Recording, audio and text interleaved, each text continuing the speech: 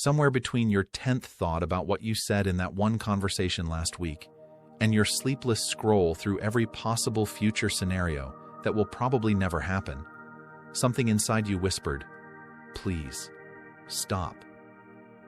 But it didn't. And that's the thing. Overthinking feels like control, but it's actually the complete opposite.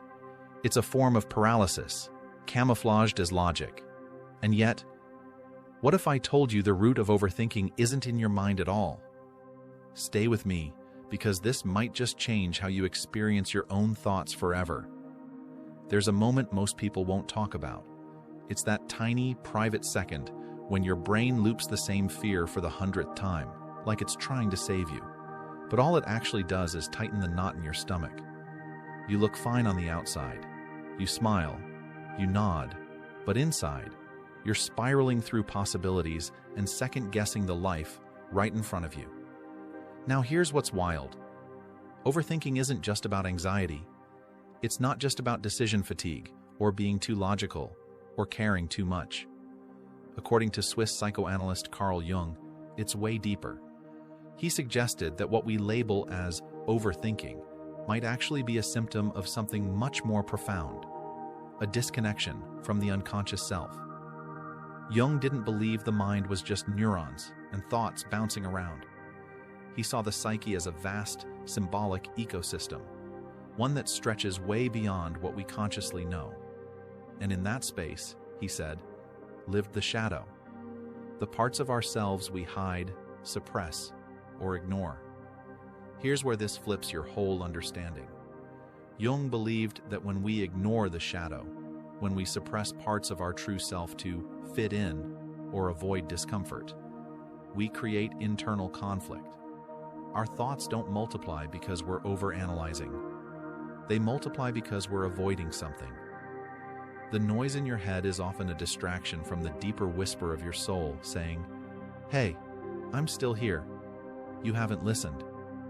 Think about that. What if overthinking is less about being stuck in thought and more about being disconnected from feeling, from intuition, from presence, and from inner truth? This isn't some abstract woo-woo idea. It's grounded psychology. Jung taught that the psyche seeks wholeness. And when we deny parts of who we are, our fear, our anger, our desires, we split, we fragment, and the mind races to fill that gap. So maybe the real question isn't, how do I stop overthinking? Maybe it's, what am I avoiding by overthinking? That's just the surface. Because here's the part that gets overlooked in 99% of modern mental health content. Jung didn't believe you eliminate overthinking. He believed you integrate what it's trying to show you. In this video, I'm going to reveal exactly how Carl Jung believed we could reclaim our peace, not by silencing thoughts, but by befriending the unconscious. It's practical, powerful, and it might just shift how you live inside your own head. Before we continue, if you're someone who loves expanding your mind and exploring the deeper layers of life, make sure to subscribe to Fractal Wisdom. This space is for thinkers like you. So, overthinking isn't just mental noise. It's a signal, a message from your unconscious saying, "Hey, there's something in here you haven't looked at." And that's not to scare you, it's to empower you. Because here's the secret that Carl Jung hinted at again and again in his work. Your unconscious mind isn't your enemy. It's actually your oldest, wisest ally. It just speaks in symbols instead of sentences. And when you're stuck in overthinking, it's usually because you're trying to solve a soul-level question with surface-level logic. That's like trying to water a tree by misting its leaves. It's not gonna work. Now, let's unpack this. Jung said, "Until you make the unconscious conscious, it will direct your life, and you will call it fate." That line? It hits different when you've been lying awake at 2 a.m., mentally rehearsing conversations that never happened. So why can't we think our way out of overthinking? Because thought is only a sliver of the full self. It's the tip of the iceberg. Beneath it lies emotion, memory, instinct, trauma, archetype. All the rich inner layers that our rational mind tries to flatten into yes, no, good, bad, right, wrong. But the psyche doesn't work like that. In Jungian terms, the mind has multiple personalities or voices inside. There's the ego, our conscious identity, but there's also the anima and animus, our inner feminine and masculine energies, the persona, the mask we wear, and the shadow, the parts we hide. When these are at war or ignored, we spiral, and our thoughts start circling like vultures around unresolved tension. Overthinking, in this light, is often the ego trying to solve something that needs to be felt, accepted, or integrated, not controlled. So how do you know when you're in that loop? Let's name a few signs. Your thoughts repeat but never resolve. You crave control over uncertain outcomes. You catastrophize or run through endless what-ifs. You think in rigid binaries: success, failure, love, rejection, safety, danger. You feel mentally exhausted but emotionally numb. These aren't flaws. They're signs. Indicators that something deeper is trying to come through. But the ego doesn't know how to process it. And of course it doesn't. It's just a survival mechanism. It was built to navigate social roles and avoid shame. But yourself, with capital S, doesn't need to overthink. It already knows. It's just waiting for you to listen. Jung's solution wasn't to kill the ego or silence the mind. It was to balance it with what he called the self, the totality of the psyche, including the unconscious. This isn't just psychobabble, it's a map. When you start recognizing that your anxious thoughts might be echoes from forgotten feelings, when you see your inner critic not as a villain, but as a wounded protector, something shifts. You begin to soften, to witness instead of judge. This, Jung believed, is how we become whole, not by fixing what's wrong with us, but by bringing into light what's been hidden. So if you're someone who overthinks, you're not broken. You're just deeply awake in a world that rewards disconnection. And now we'll explore how to translate these unconscious signals into insight, and how you can stop spinning in your mind by returning to your body and inner wisdom. It's not about more willpower, it's about more presence. Here's what Carl Jung truly believed. Your thoughts, your dreams, your even random anxieties, they aren't just mental clutter. They're messages, symbols, archetypes, clues in the language of the unconscious. The mind speaks in logic, the soul speaks in symbols. If you're stuck in thought loops, chances are you're not just thinking, you're receiving, but the message is coming through static. You can't hear it clearly. And here's where Jung's work becomes something much more than psychology. It becomes a form of spiritual alchemy.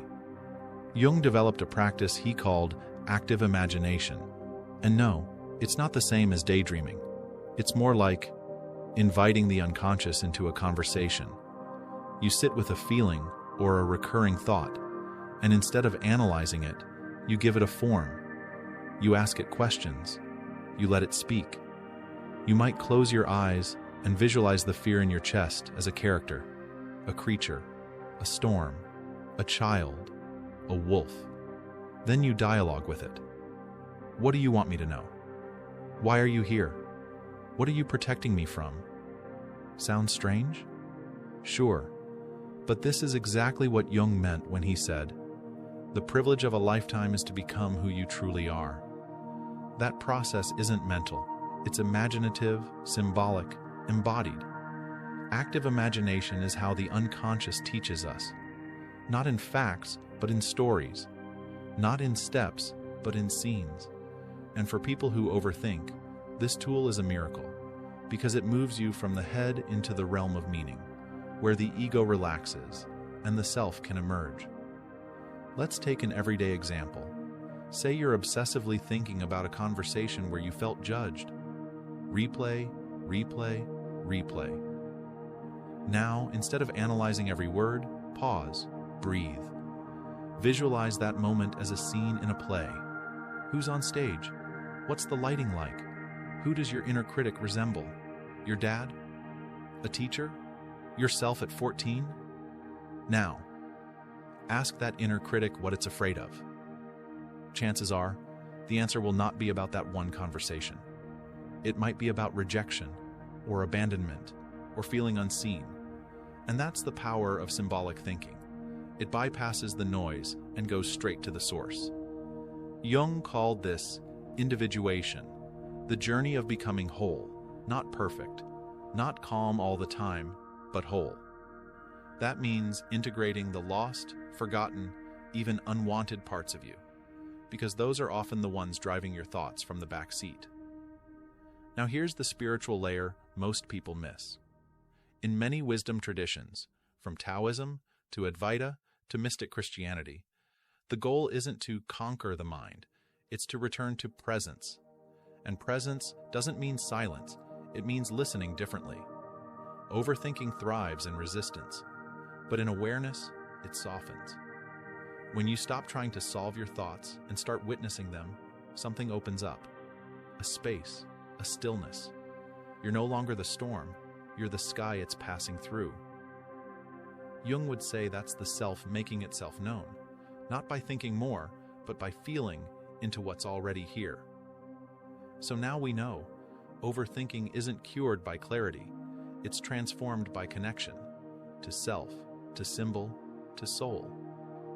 Now that we've explored the roots of overthinking through Jung's eyes, let's talk about peace. Not the kind you get after checking every box and solving every problem.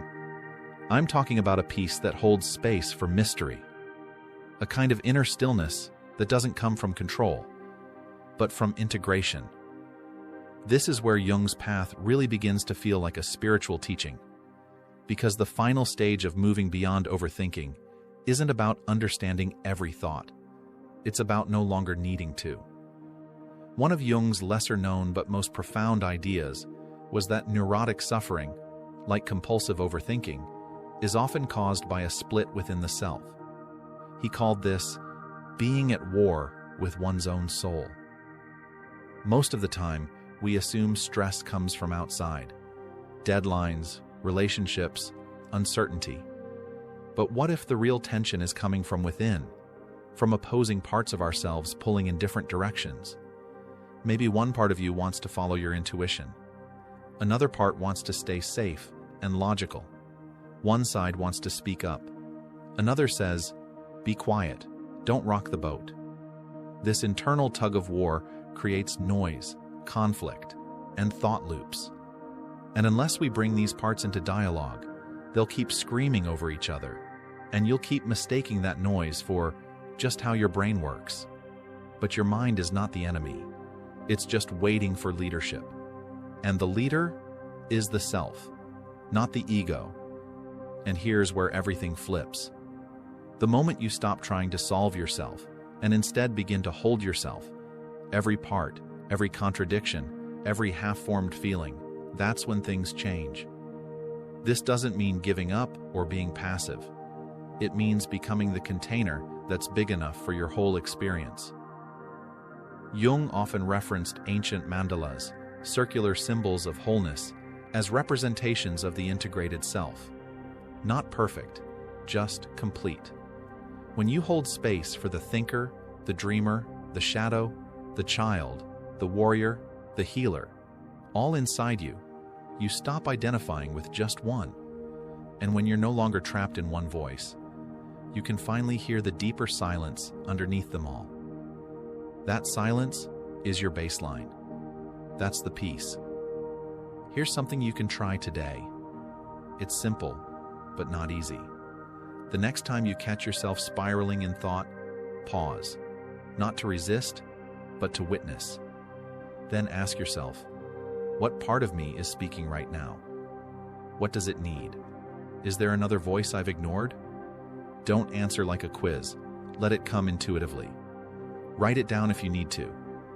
Then respond, not with judgment, but with presence. That's how you begin the internal conversation Jung talked about. That's how you create unity, not silence. The ultimate truth is, overthinking often begins as a survival tool. But healing begins when we no longer need to survive ourselves. Jung didn't offer quick fixes. He offered pathways, beautiful, messy, human ones. And if you've made it to this point in the video, that means you're not just looking to stop the thoughts. You're ready to meet the thinker. And that's where everything changes. Let this be your takeaway. You are not your thoughts. You are the spacious, conscious presence around them. And the more you come home to that self, the less your mind will feel like a battlefield, and the more it will become what it was always meant to be, a bridge, not a burden. So, if this video brought you clarity, or even a small shift in how you relate to your inner world, consider sharing it. Because we live in a world where too many people are trapped in their own heads, quietly begging for peace they don't know they deserve. Let's remind them it's possible. And don't forget subscribing to Fractal Wisdom. This channel is for minds like yours, curious, open, and craving meaning beneath the noise.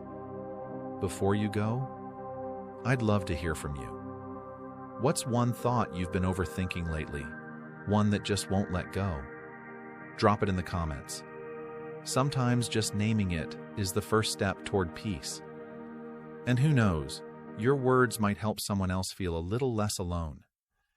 See you in the next one.